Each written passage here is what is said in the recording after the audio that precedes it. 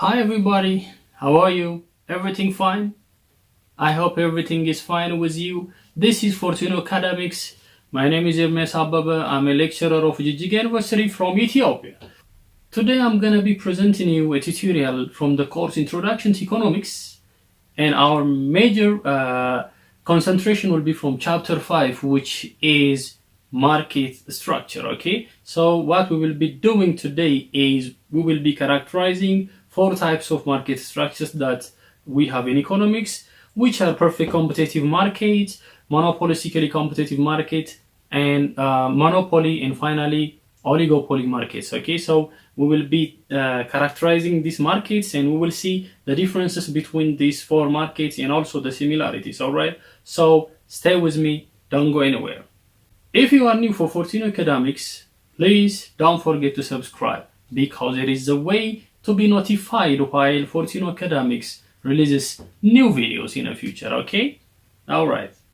I took the notes for this tutorial from the module prepared by Ministry of Science and Higher Education of Ethiopia, which is an harmonized module which is supposed to be given for freshman undergraduate students. So, as an introduction, let me see that this chapter discusses how a particular firm makes a decision to achieve its profit maximization objective. First of all, we have to know that the objective of a given firm, or an objective of any seller, is to get a profit, and that profit must be maximized, is the objective of the sellers. Okay, so if that is the objective of a seller, that seller or the firm must know the playing field that it is going to play on. Okay, for example, if a football team is going to play a game, they have to know the environment of the area that they are going to play. They have to know the structure of the stadium. They have to know the temperature of the city that they are going to play. So they have to know the structure of the playing ground in order to win the game successfully, right? So similar to this football concept, coming to the market situation, a seller wants to maximize its objective, and that objective is profit maximization, right? So in order to maximize profit, the seller must know the playground that he or she is going to play on. All right, okay. So a firm's decision to achieve this goal is dependent on the type of the market in which it operates. Okay, the firm will make a decision of the price, or else the firm will make a decision on the quantity that he or she is going to supply for the market. So in order to make such kinds of decisions, the firm or the seller must know the type of market that the firm is operating in. Okay, so without knowing the playing ground, you cannot play well, that is for sure. Okay, so using that concept, firms make decisions. Why are firms making decisions? The decision is in order to maximize profit, right? So every decision that they have to take is dependent on the type of the market that they are playing in. For example, in order to make a price decision, and also in order to make a decision on a quantity that they are going to sell or they are going to supply, depends on the type of the market. So it is obvious that the firm must know which market or the type of the market that it is operating. Okay, to this effect, we distinguish between four major types of markets. Okay, so whenever you're asked by anybody how many kinds of market structures do you know, then your answer must be four. Okay, so how many market structures do you know? You know four. Okay, but the question is, in order to classify markets into 4, what is your base or what is your ground for classification? That is a basic question. For example, if somebody asks you a question, human being is classified into dash, you have to ask, my friend, your question is human being is classified into dash, right? Or blank space. So let me ask you a question. Based on what? Okay, that must be the question that you have to ask for the question. So he or she will tell you classify human being in terms of gender. Then you will say yes, human being is classified into 2. What about if the question is in terms of nationality? Oh, it will be Chinese, it will be an Ethiopian, it will be an American, so it will be classified in accordance. So whenever you are facing a question of to classify something, the first question or the first consideration that you have to take is what are the criteria to classify. So in our case here, we are trying to classify markets into different types. So the criteria to classify market into different types is first is the type, the number of buyers and sellers is extremely important. Second, the price determination, okay, mechanism. How is the price of a product is being determined? That is the second question. And also you can ask barrier or freedom of entry and exit to the market is our third criteria, okay. And also we can take the types of products that we are dealing with is also a sort of a criteria. So how many criteria that I told you?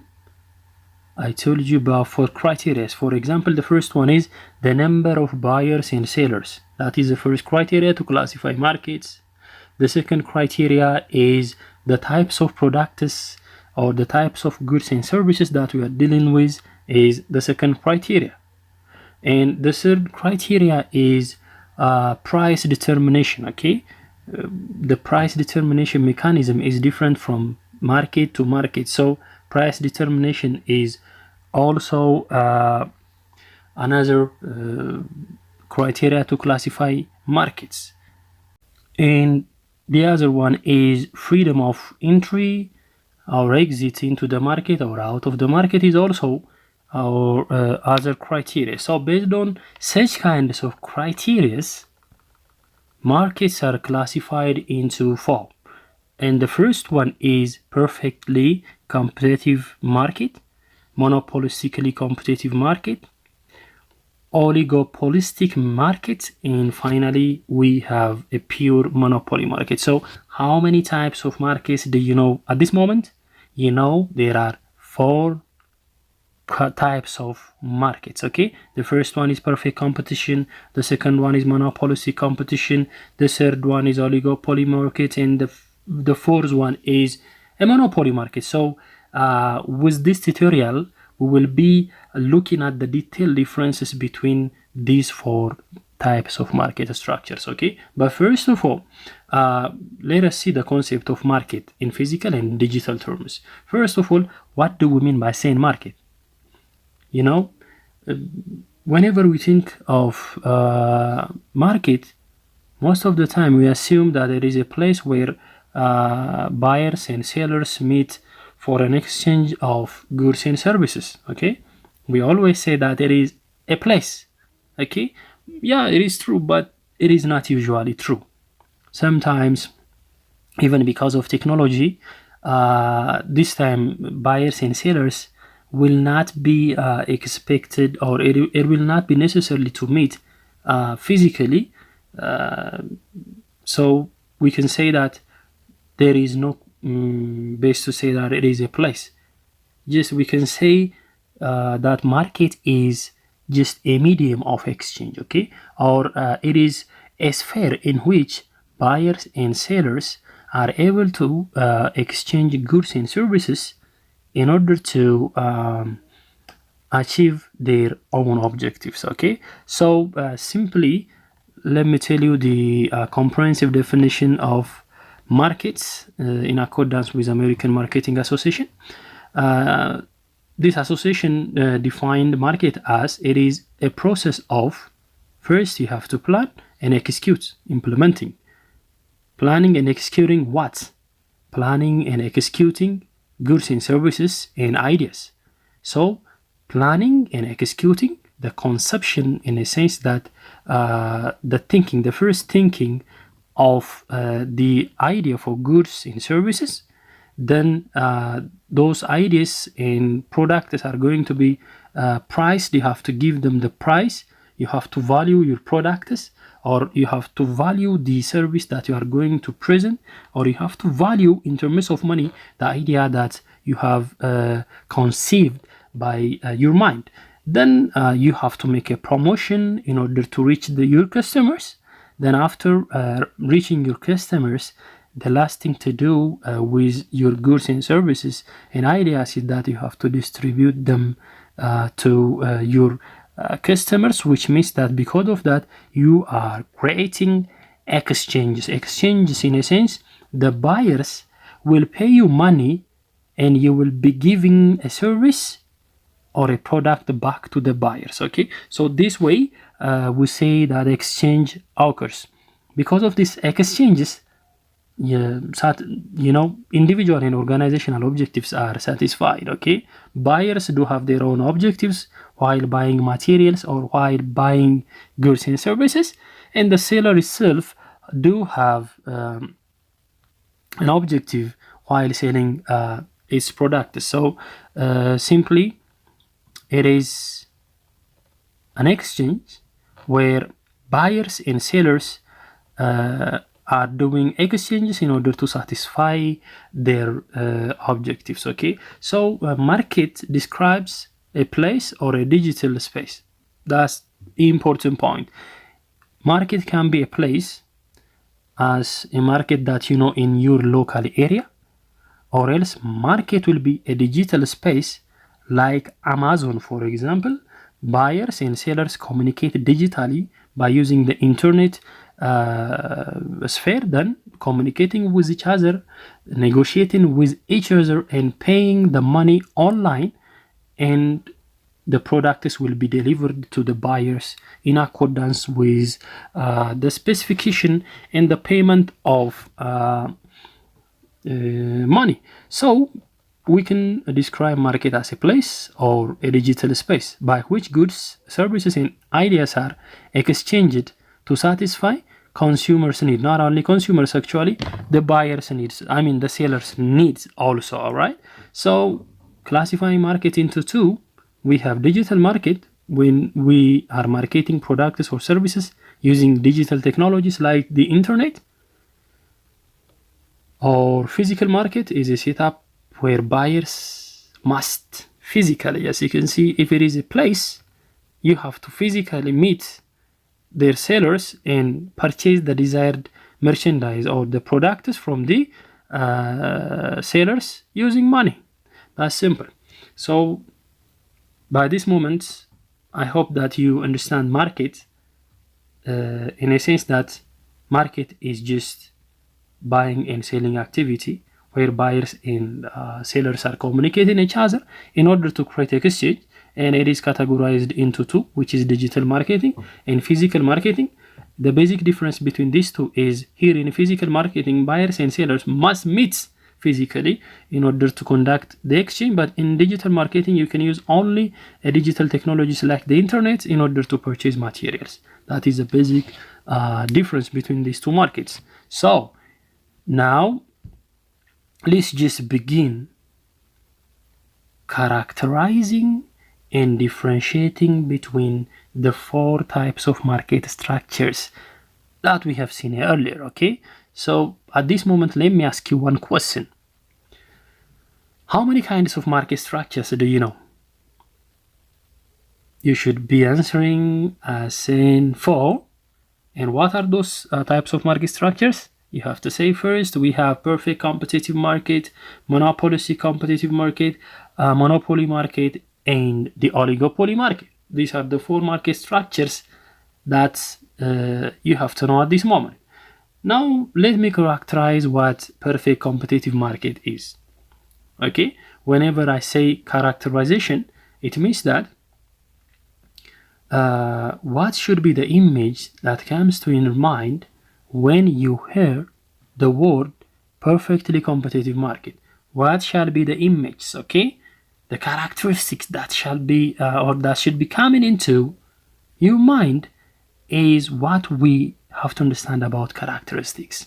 So first of all, perfect competitive market is a structure where there is a complete absence of rivalry among individual firms. Okay, sellers of such kinds of markets are not competing with each other. In a sense, they are competing with each other, but there is no rivalry. Okay, there is no something we can describe as a fight, or something that we can say there is no a sense of being an enemy. Okay, there is no a sense of war, there is no a sense of fight. That is the point that you have to understand. It doesn't mean that they are not in competition. They are in competition because they are selling materials, but it is not a rivalry. Okay, it is not a fight. Anyways, here we go. The characteristics of perfect competitive market. The first one is there are large number of sellers and buyers. We have a plenty of buyers as well as plenty of sellers. Very good. The second is homogeneous characteristics of the products, which means that this large number of sellers are selling identical or homogeneous products. When we say homogeneous, it doesn't mean similar. It means exactly the same. For example, milk sellers.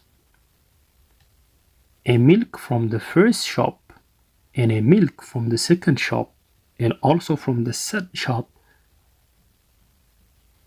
is the same. Okay, so whenever we say homogeneity while talking about the product, you have to remember it is not similarity, it is exactly being the same.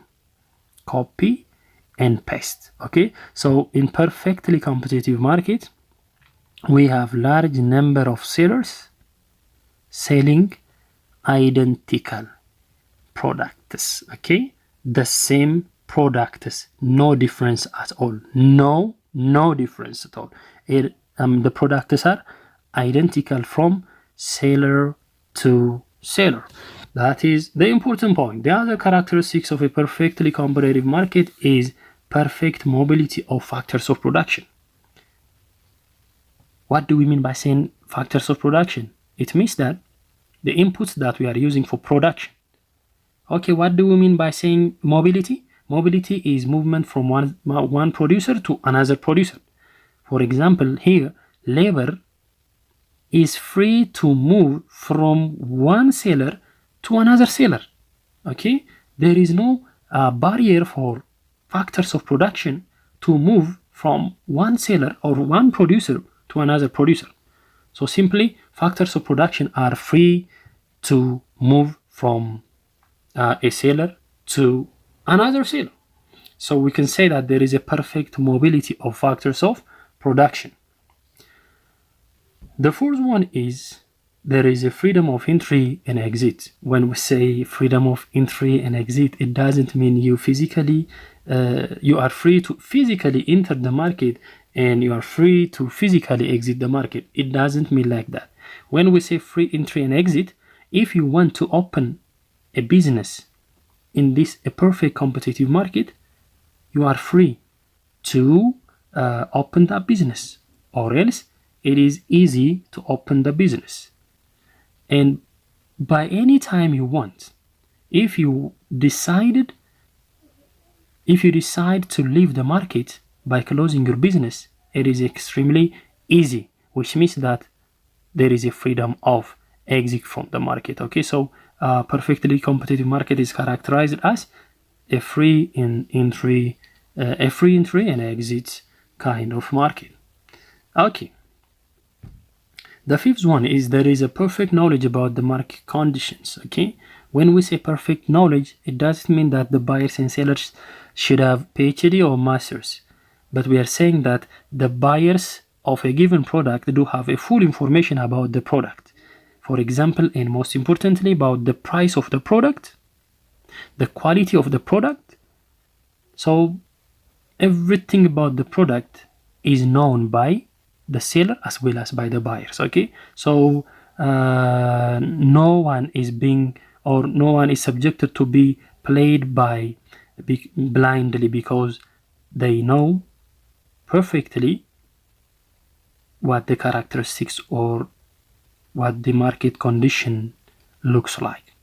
By the way, perfect competitive markets is unlikely in a real world, or it doesn't exist in a real world. Okay, let me repeat it. Perfectly competitive market is not present in the real world. So you may ask, why are we learning it? Why are we learning it? It is because of the fact that perfect competitive market is an ideal one. Okay, it is an ideal one. Ideal in a sense that the best one that every economist shall try to approximate to the perfect competitive market. So you have to observe the ground market, you have to see the characteristics of that market, and you have to try to transform the current market in order to approach perfect competitive market model, because this is an ideal one, this is the best one. So if you are an economist, you have to try to make the current market structures to approach to perfect competitive market. For example, by disseminating information about the products, the qualities, the price, using television, radio, something like that, you can transform the current market that you are dealing with to approach, not to become perfectly competitive, at least to approach. All right, that's the point. So let us continue. From this assumption, a single producer under perfectly competitive market is a price taker. What do we mean by that? First of all, what is to mean, or what do we mean by saying price taker? So at this moment, let me differentiate between two words, price taker and price maker. If you are price taker, it means that somebody or some organization or some entity is determining the price of the product, and you are just taking that price. You are not determining that price, but you are accepting the price as it is. So you are a price taker. But if you are price maker, it means that you have the power to decide the price of your product. But in this case, our sellers are price takers, as well as the buyers. By the way, buyers are also here price takers. So who determines the price? Who determines the price is the question. So in order to answer that question, we will be looking at a graph next to this a little bit discussion. Okay, that is, at the market price, the firm can supply whatever quantity it would like to sell. Okay, so once the price of the market is determined, you can choose whatever the quantity that you are willing to sell. Everything will be sold in a market without affecting the price. Once the price is decided, then you don't have the power on it, but you can supply whatever quantity you want, and you will still get the same price. Okay, so by the way, all things that you supply will also be sold. Okay, everything that you supply to the market will be sold. All right. Okay, once the price of the product is determined in a market, the producer takes the price, yes, as it is. Hence, the demand curve that the firm faces in the market in this situation is a horizontal line drawn at the equilibrium price of the market. So DF means we say demand curve of the firm, which is the individual firm, and PM is a price of the market, and I will discuss it using the following graph. So what we're about to discuss or we're about to do is, first of all, we will see how the market price or the market equilibrium is met by the intersection of the demand and the supply curves of the market. Okay, first of all, we will see how the price mechanism works in the market. Then we will see how the individual sellers or the individual firms accept the already decided price that they will be using to construct their own demand curve. Okay, this is what we are about to discuss. So let us begin the discussion by from the market. So in a market, you know that there are many sellers and many buyers, and from these many buyers we have the market demand. Okay, from this all many buyers we have the downward sloping demand curve. So in the market we can say that when a given price of when a price of a given product increases, we can say that the quantity demanded decreases. Okay, when a price of a given product decreases, we know from chapter 2 that quantity demanded will increase. So the relationship between price and quantity, as you may remember from chapter 2, is negative, and the demand curve is downward sloping. Okay, then there are a number of sellers, and totally the sellers will be having the following supply curve. This is a supply curve of the market. So whenever a price of a given product increases, quantity supplied will increase while discussing supply. Okay, the relationship between quantity supplied and a price is positive or direct, which means that when a price increases, the quantity supplied will increase. So if you want, for example, as a seller, if you want to increase price, what you have to do is increasing the supply. Whenever you increase the supply, it means that you are increasing the price. Whenever you are decreasing the quantity supplied, it means that you are decreasing the price. Anyways, now the supply and demand of the market intersect each other at this point, and this point is known as an equilibrium. This is the market equilibrium. In this market equilibrium, we can get the market price, which is determined by the market supply and demand curves. Okay, so this is the equilibrium price of the market. Okay, so we're about to see the demand curve of firms. Summing the whole firms together, we get the market. Now we are about to see the individual demand curve after the price, which is the equilibrium price, is determined by the intersection of supply and demand curves of the market. Now this is the price, which means that every seller in the market must accept this price. So now, do you get the answer for the question which said, who determines the price?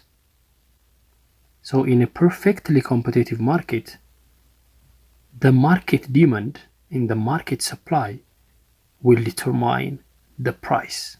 Then after this price is determined, the individual firms will accept it as it is, which means that we have this price for every individual firms, or for every sellers, and even for every buyers.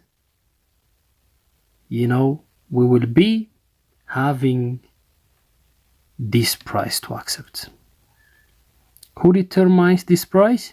The market determines the price. Then after the determination of the price, the sellers will have this price. Now the buyers are expected to have the same kind of price. You know that the demand curve of an individual, or here as you can see, this is a demand curve of the market, which is downward sloping. So whenever we increase quantity, the price must be here. So the sellers, the buyers, do have many price opportunities over here. A price over here, a price over here, a price over here, a price over here. As you can see, whenever price decreases, quantity demanded will decrease. So there will be a price movement, right? But here, once the price is determined, for example, let's say the seller supplies at this point.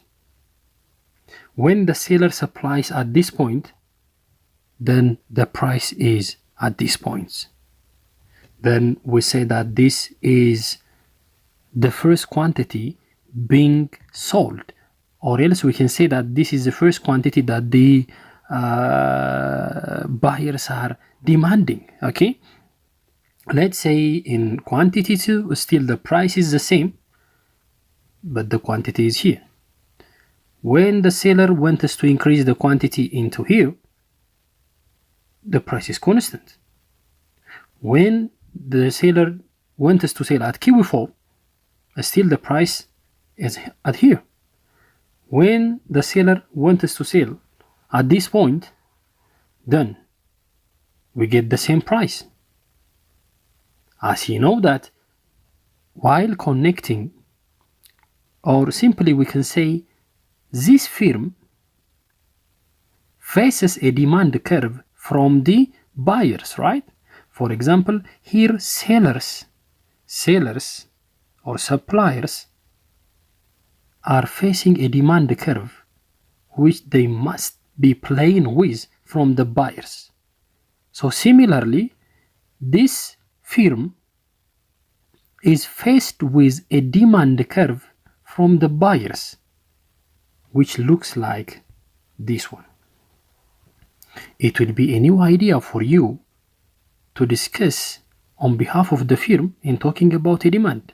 It is new, right? Most of the time, or previously we were saying that when we say firm, we were talking about the supply. So this is the demand curve that the firm is facing, okay? So this is a way that you have to understand, okay? It doesn't mean that it is a demand, the firm is a demander. It doesn't mean that this is, the firm is a buyer. But what we are trying to explain here is that every individual firm or any individual seller is facing this demand curve from the buyers in which it can operate on, okay? So this is a demand curve actually from the buyers which faces individual firms. So this is the playground in which this firm can make different decisions in order to maximize its profits, okay? This is the structure of the market that it faces. Whatever quantity the seller provides, it will get, or he or she will be getting the price which is the same. At any quantity, whatever the amount of the product that the seller is willing to supply to the market, it is being sold. It is being sold. Nothing will be left. So everything that is provided by the firm, if it is sold, do you think that there will be any competition? For example, a price competition, reducing the price will attract customers, of course. But at PE, whatever the quantity the seller is providing, if it is sold totally, what is the need to decrease the price? There is no need, because everything that you provide to the market by this price will be sold out. Okay. Do you think that there will be non-price competitions like advertisement over here? If everything provided to the market by the firm is being sold, do you think that there is a need for an advertisement or non-price competition? No. So that's why we say there is no rivalry among the sellers. All sellers are facing the same demand curve, which is horizontal. By nature, you know that demand curve is downward sloping. For example, if at this market, if we consider this one as an individual market, if a seller is facing this demand curve, in order to increase price, the seller is expected to decrease quantity supplied and will get a higher price. Okay, in order to sell more, for example, at this point, the seller is facing this price. So it is a huge thing to discuss or to think about while doing a decision. But because of the scenario given here, the demand curve that the seller is facing is an horizontal line, which means that whatever quantity that you are producing or whatever quantity that you are willing to sell will be getting the same price level, no change in price. So it means that there is no necessity for a price competition as well as non-price competitions, because everything that is being sold or whatever the decision this individual firm make, underline this concept, please. Whatever the decision of quantity that this firm decides to supply will not affect the market demand, will not affect the price. Okay, whatever the quantity decision that the individual firm is making, it will not affect the market price. Okay? All right. Now, let's continue.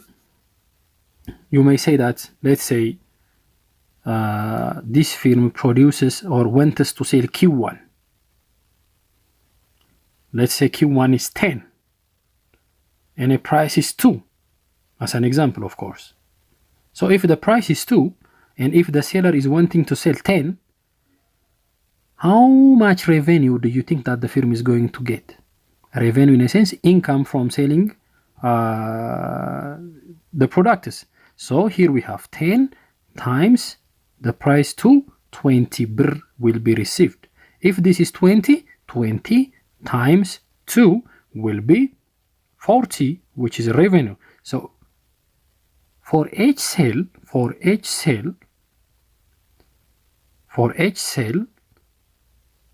the seller is getting a revenue which is equal to the price. For example, if the seller sells 1, it gets PE. If the seller sells 2, it gets 2 PE. If the seller sells 3 units of output, and the seller will get 3 PE. So PE is a marginal revenue. We can say that marginal revenue, in a sense, additional revenue because of additional single unit of sale. Whenever the seller sells 1 unit, from that unit, the amount of revenue that the seller will get is marginal revenue and is equal to the price. So in perfect competitive market, we will be looking at by part 2 tutorial of this video or this concept, that PE is similar to marginal revenue from each sale. Even average revenue from all sales is equal to price of the market. Anyways, for the time being, it will be enough for you to understand the market's demand and supply curves in perfect competitive market, and how the price is determined, and how this price is received by each firms or by each sellers, and the kind of demand curve that each firms are facing. And it is a horizontal line, And also you have to understand that whatever the quantity that you are choosing, I mean that the seller is choosing to supply, it will not affect the price. That's also another concept. Then keeping this in mind, you can add additional concepts which will not affect or which shall not be affecting your understanding of this discussion, because they are going to be presented by future tutorials. Here, revenue is calculated by P times Q, you know that. And for each additional sale, we have marginal revenue, and marginal revenue is equal to price in perfect competitive market. And we have also seen that average revenue, which will be getting total, which we will be getting from total revenue divided by Q, is also similar to the price. Okay. So let us continue. Okay, now let's discuss the other kind of, or the other type of market structure, which is monopoly market. As the word indicates itself, the word itself indicates you that it is mono in a sense that single or one, right? So as you may expect, that pure monopoly exists when there is a single firm or a single seller. Okay, there is also only one producer of a given product, and there are no close substitutes. Okay, you can get that product only from that seller. You cannot get that product from other sellers. So in pure monopoly or in a monopoly market, the seller that we're dealing with is going to be only one. But you may remember that from the perfect competition market, we have many sellers, right? But at this point in this market structure, we have a single seller. Let me give you an example or examples of monopoly markets. Let's say electricity provision service. Most of the time, electricity is being provided by one seller in most countries. For example, in Ethiopia, electricity is provided by one seller, which is Ethiopian Electric Power, right? We call it ELPA. Is there any seller of electricity in Ethiopia other than the government? No. So it means that there is only one seller. Another example, maybe in most countries, airline provision services are being provided by a single seller. For example, in Ethiopia, airline service is being provided by Ethiopian Airlines only, right? Which means that there is one seller.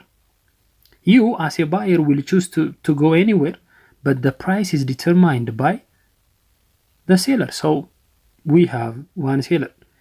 In Ethiopia, additional example of monopoly is telecommunication service. For telecommunication service in Ethiopia, there is only one seller, and which is Ethio Telecom, which is government owned, right?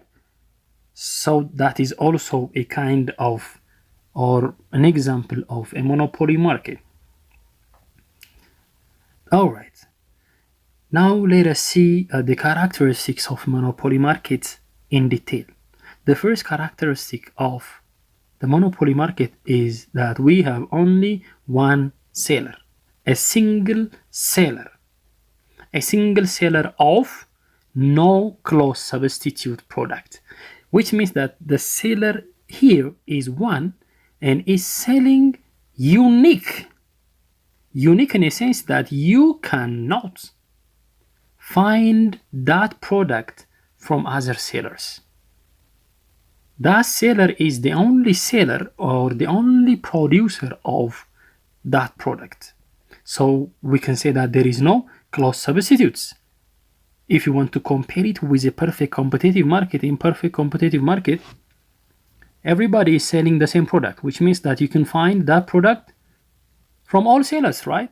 But in this case, we have only one seller selling unique, you have to underline this word, unique product, okay? The product that this seller is providing has no close substitutes. All right. And the third one is the monopoly. The seller is a price maker, and the buyers here are price takers. Remember, monopoly, type of market structure is a single seller where the seller itself, not the market, the seller itself decides the price and the buyers accepted it as it is. Okay, so who is price taker or who is determining the price in here? We can say the monopoly, which means the single seller itself is determining the price. Okay, so the monopoly will be playing game by determining different levels of price in order to get different quantities of sales, okay, using its own demand curve that it is facing. You know, the seller's individual seller in perfect competitive market faced a horizontal demand curve from the consumers, right? But in this case, the monopoly will face a downward sloping demand curve, which is the obvious curve that you know. So the monopoly has a chance of manipulating the quantities in order to get different levels of price. Or the monopoly has a chance to manipulate the price in order to get different amount of quantities, okay? The monopoly can raise price in order to lower sales, and the monopoly can lower price in order to increase the quantity that is going to be sold. But in perfect competitive market, an individual seller do not have the power to determine or to change the price. Whatever quantity they provide to the market, the price is constant. But in this case, price will be variable in a variation of the quantity demand, the quantity supplied by the monopoly. So the most important thing here to think about it is the monopoly is a price maker. And you may remember from the perfect competitive market that there is a freedom of entry and exit into the market, right? But in this case, there are barriers to entry and exit the market, which means that there is blocked entry. If you want to open a business in a monopoly market, you have to be extremely rich, or you have to have extremely higher wealth in order to compete with the monopoly. For example, if you want to open an airline business in Ethiopia, you have to have the power to compete with Ethiopian Airlines, which is extremely difficult. So it means that opening a business will be, and it is, extremely difficult, and it is blocked entry. By the way, exit itself is difficult in monopoly market, because whenever you want to decide, or whenever you decide to leave the market, you have to sell those huge capitals to other investors, and which is extremely difficult, by the way. So, for example, selling Ethiopian Airline will be extremely difficult compared to selling a simple shop. So that's why entry is blocked, as well as exit is also difficult, and which means that there is a barrier for entry as well as an exit. Okay, these are the characteristics of a monopoly market. I mean, not all characteristics, but some major characteristics of a monopoly market provided in a module. Now let us discuss the sources of monopoly, which means that what are the causes for monopoly to exist, or what are the reasons for some individual, or for an individual, or for a single company, or for a single organization to become a monopoly on some products. The question is, what are the sources which will make a single person, or a single company, or a single organization to become monopoly of one product, which means the sources of monopoly. The first source of monopoly will be legal restriction. Legally, production and selling of that product will be sometimes given for a single entity by law. So anybody who having the power to open that business, let's say that you have the power or you have the money to open that business, but unfortunately it is legally restricted. For example, in Ethiopia, you may have the money to open a telecommunication service, but legally telecommunication service provision is given to the government. No private investors can open a telecommunication provision service at all, which means that telecommunication or Ethio Telecom became monopoly because of the law, legal restriction. Okay. The second source of monopoly is control over key raw materials.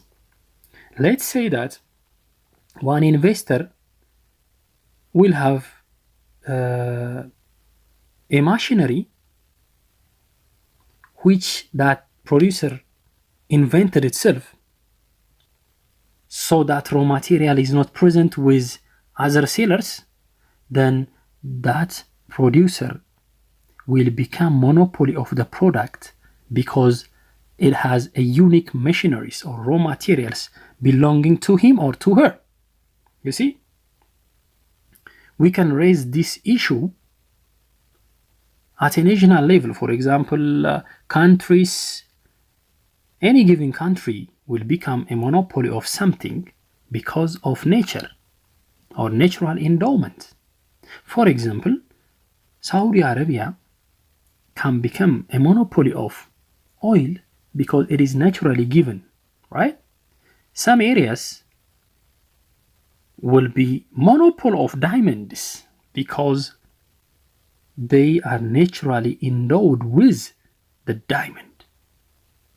Some areas will become monopoly of gold because of the fact that they are naturally given or naturally endowed by the gold raw materials. Okay, so similar to these countries, individuals sometimes may have raw materials, and these raw materials will not be present, or other sellers may not have them or may not have such raw materials. So the seller or the producer who possesses these raw materials will become monopoly of the product. Okay, this is also another source of monopoly. And the third one is efficiency. You can think of efficiency as, let's say that many sellers opened the same business. Then finally, who will be the champion is the question.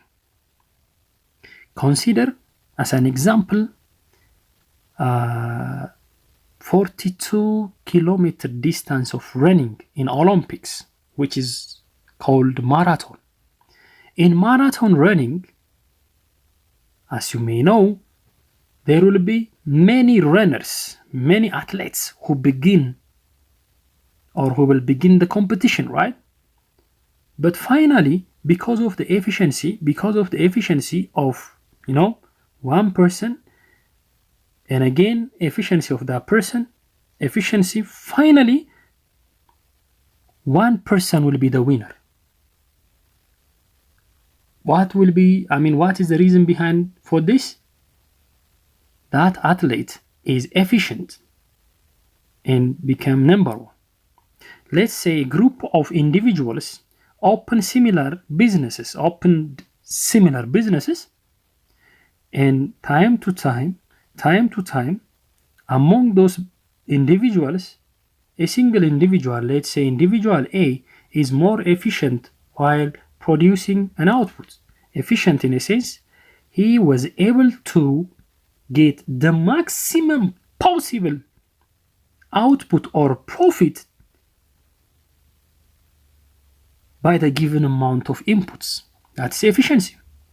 So after 2 years, after 4 years, after 6 years, that efficient firm will become strong, and finally it will become a monopoly of that product. Okay, now let us continue to the other source of monopoly, which is a patent right. Sometimes, let's say, let us discuss it using an art. Let's say musical art. Any musician will release a music, right? Do you think that other musicians do have the right to copy his work and get money for it? No, because of copyright, right? So whenever somebody invents something or creates new things, it will be registered in its name, in his name or in her name, which means that you are getting, or she's getting, or he is getting a patent right of that product. So nobody, without the permission of the patent right holder, can produce and sell that product, which means that because of patent right, that person or that individual became monopoly of that product. Okay, so these four are among the sources of monopoly. Sources of monopoly are much in number, but these are the most important sources of monopoly. Okay, now let us see the other kind or type of market structure, which is a monopolistically competitive market. Okay, as you can see here, it contains two words that you are familiar with because of the previous discussions. Here we have mono. You remember it from the monopoly. Here we have competitive. You remember it from the perfect competitive market. So the word or the name itself indicates you that monopolistically competitive market is the child of perfect competitive market and monopoly market. Okay, it is between these two.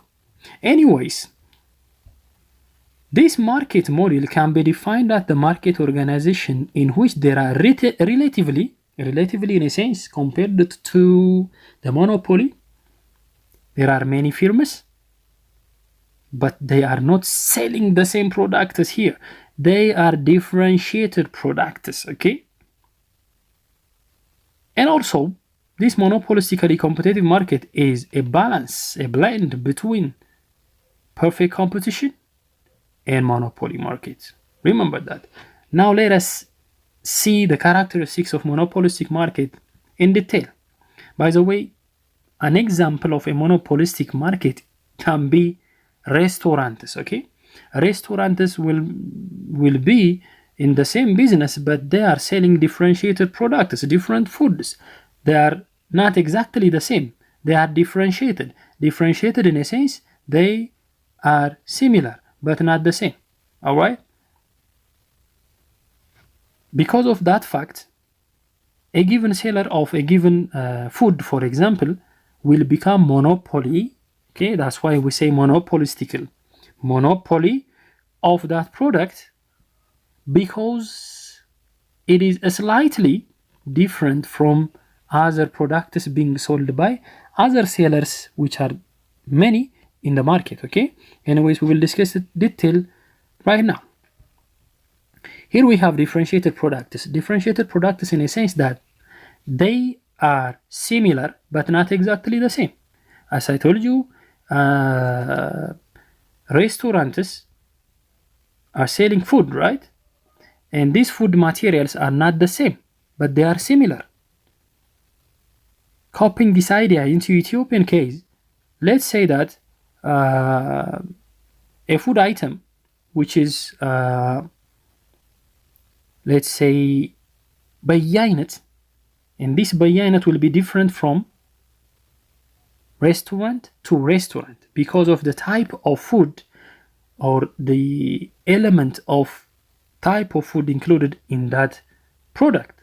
So we can say that Even, for example, we can discuss about macchiato.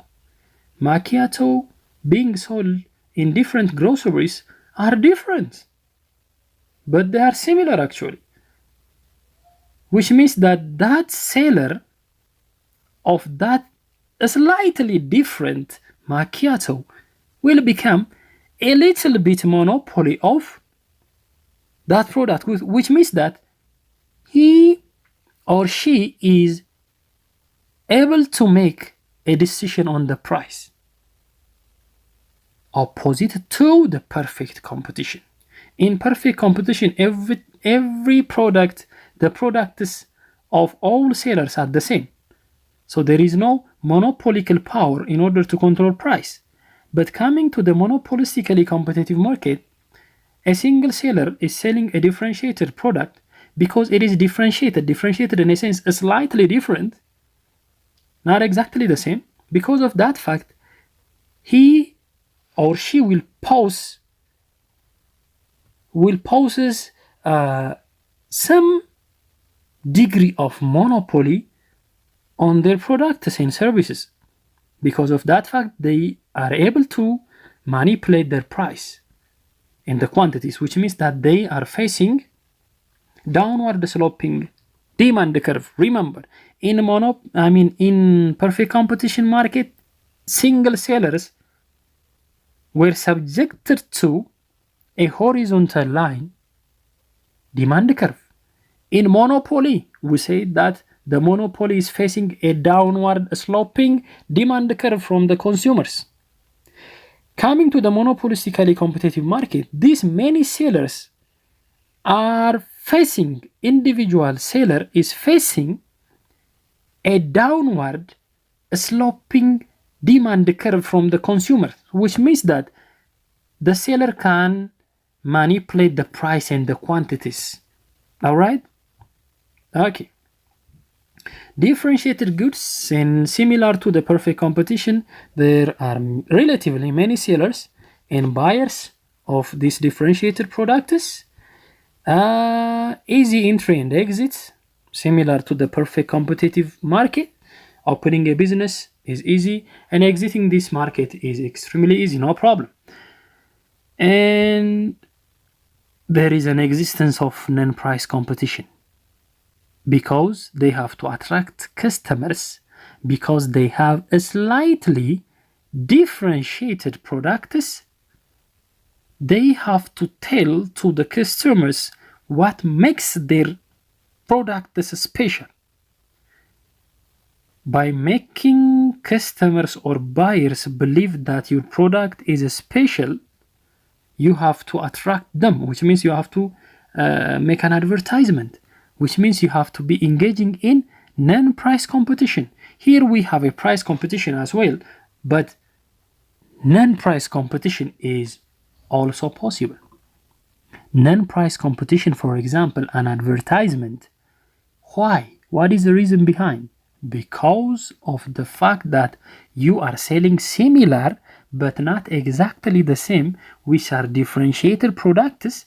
So you have to tell to buyers that your product is different and special compared to the others. So yes, there is an existence of a non-price competition. Very good. So these are among the number of characteristics of monopolistically competitive market.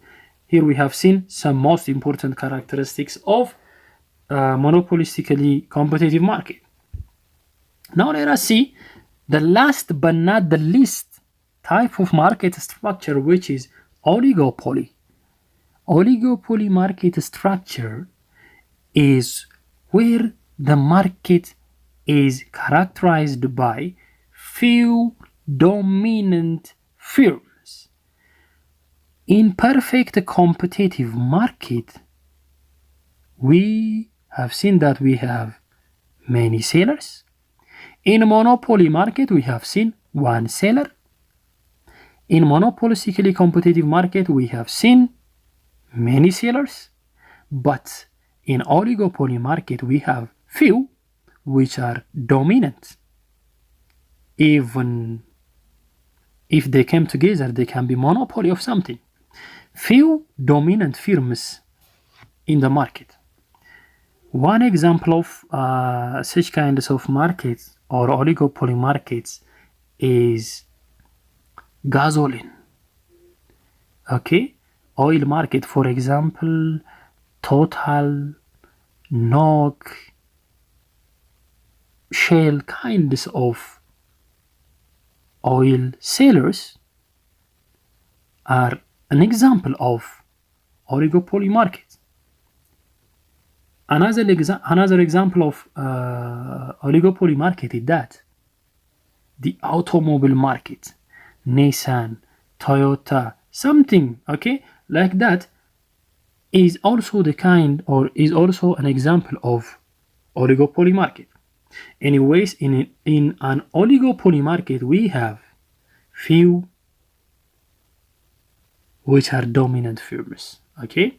The second characteristics is entry, similar to that of the monopoly market. Entry is blocked because of the power of these dominant firms. It will be difficult to enter and compete with these oligopoly firms. So entry is difficult here. And products may be homogeneous, the same. In a sense, in oil market, for example, in gasoline market, we will see naphtha is exactly the same from seller to the sellers, right? Which means that the gas being sold or the oil being sold by Total and Mobil and Shell are the same, no differences. So sometimes products may be homogeneous, or else like that of the automobile market, they will be differentiated. Okay, so if the product is homogeneous, we say pure oligopoly. If the product is differentiated, it will be a differentiated oligopoly. Okay, so whenever you are asked to differentiate between pure oligopoly and differentiated oligopoly, the main difference is the type of product is being involved. Okay, so a special type of oligopoly in which there are only two firms in a market is known as duopoly. So what is duopoly? Duopoly is a kind of oligopoly where the market is dominated by only two, not few, two firms. Okay, all right. So now let us summarize the four types of market structures using these characteristics. Okay, so how many marketing model or market structures do we have? We have four market structures. The first one is perfect competitive, the second one is monopolistic competition, oligopoly, and monopoly. The first criteria that we have used to classify this market is number of firms. In perfect competitive market, as we have discussed, we have large, you can say many, and similar to this one. So monopolistic competition, compared to the perfect competitive, we have lower number but relatively many compared to this and this. In oligopoly, we have few number of firms or number of sellers. In pure monopoly, we have only one number of sellers. The types of products being sold in perfect competitive market, homogeneous, which is to mean identical and exactly the same. In monopolistic competition, we have differentiated, which means that similar but not exactly the same. In oligopoly, it can be homogeneous or differentiated. In pure monopoly, it is unique, special. You cannot find the product of the monopoly from any other seller. Okay, control over price. So when we look at the control over price in perfect competitive market, nobody has the right to control the price, none. In monopolistic competitive market, because of some degree of monopoly power of the firms, because they are selling differentiated products, there is some level of control over the price. Okay, coming to the oligopoly, it is limited by the mutual interdependence, and which is, yeah, they do control the price because they are mutually interdependent with each other. Coming to the pure monopoly, extremely significant control over price is exercised. Coming to the condition of entry and exit, here we have very easy, here we have relatively easy, and in oligopoly there is considerable barriers, and in pure monopoly totally blocked. Okay, example here we can find agricultural products like the milk, like potato, like tomato market, and we have perfectly competitive market for them. In monopolistic we have clothes, shoes, supermarkets, and similar to that. And in oligopoly we have steel, automobile industries, and the oil business. And finally, in pure monopoly we can have an example of local utilities like electricity, water supply, and telecommunication services as an example. Okay, so this is a simple example, simple summary of the whole discussion that we have been having throughout our tutorial. So these are the four types of market structures being characterized by these characteristics. Okay, all right. Okay, this is the end of today's tutorial. I hope you liked it. If you liked it, don't forget to click the like here, and also don't forget to comment and share the video. Okay, if you have any question, you can comment it here, or else you can communicate me with my official Facebook page address, which is at Fortino Academics, and also using Gmail or email address of mine, which is ermehermias@gmail.com. Okay, so until we meet again by other tutorial, stay safe. Bye bye.